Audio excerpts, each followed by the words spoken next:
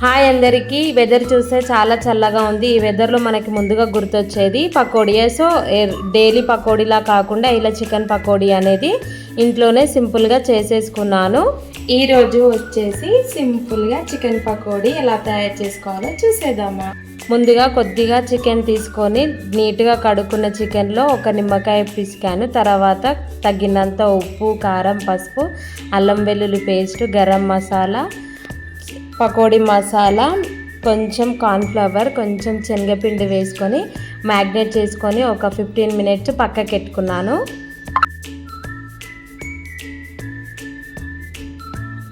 పక్కకెట్టుకున్న తర్వాత బ్యాండీలో కొంచెం ఆయిల్ పోసుకొని హీట్ చేసుకొని ముందుగా మనం మ్యాగ్నేట్ చేసుకున్న ఈ చికెన్ మిశ్రమాన్ని పకోడీలా వేసేసుకున్నాను.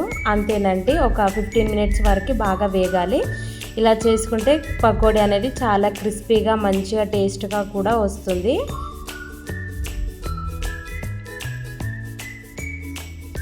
అంతేనండి, ఫైనల్గా చికెన్ పకోడీ అనేది రెడీ అయ్యింది. ఇలా మరిన్ని వీడియోస్ కోసం మా ఛానల్ని సబ్స్క్రైబ్ చేసుకోండి ఫ్రెండ్స్. లైక్ చేయడం మర్చిపోకండి.